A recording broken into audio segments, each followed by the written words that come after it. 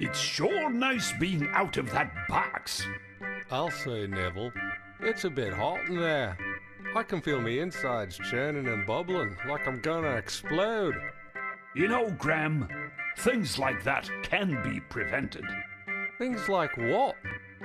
Like you being stored in a place that gets you so hot you feel like exploding.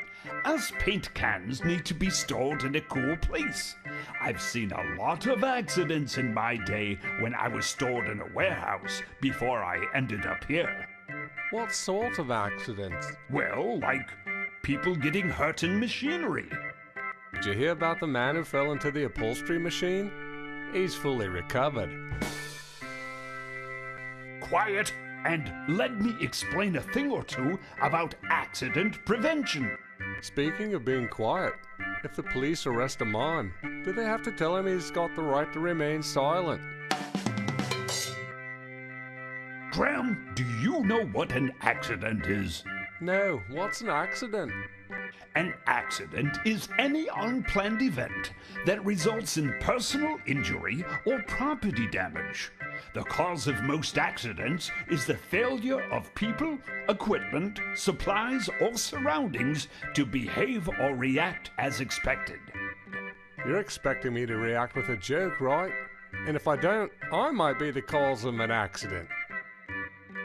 You know, there are ways to make an injury look like an accident. Why would anyone want to do that? Yes, I wonder why. Shall we continue? What can you do to prevent accidents? I don't know. What? First, you can report any unsafe or potentially hazardous conditions to your supervisor or boss. Or take care of it yourself if it's as easy as closing a file cabinet drawer so no one trips. Or keeping your work area clean, for example.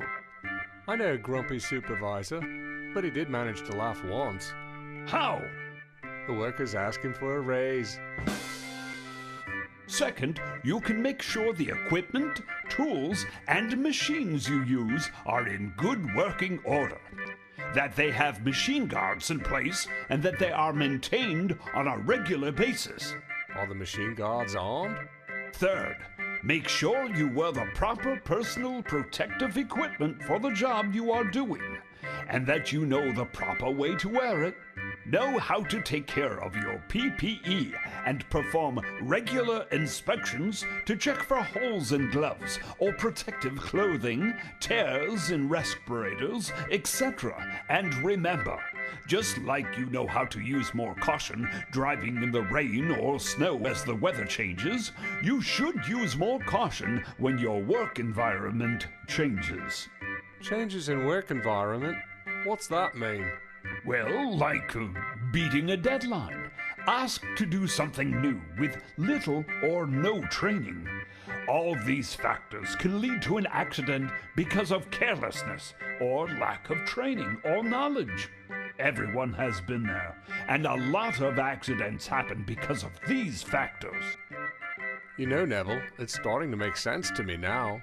Next time you find yourself in a situation like that, think about what you are doing and how you can be safe so you don't cause an accident. I'm finding myself in that situation at this moment. What do you mean? I feel another joke coming on, and I suspect it could cause me physical harm. But I still gotta tell it. Graham, don't do it. A police officer sees a man driving around with a pickup truck full of penguins. He pulls a guy over and says, "You can't drive around with penguins in this town. Take him to the zoo immediately." The guy says, "Okay," and drives away. The next day, the police officer sees a guy still driving around with a truck full of penguins, but this time they're all wearing sunglasses. He pulls the guy over and says, "I thought I told you to take those penguins to the zoo yesterday." The guy replies, "I did. Today I'm taking them to the beach." Would you excuse me? I have an accident to report.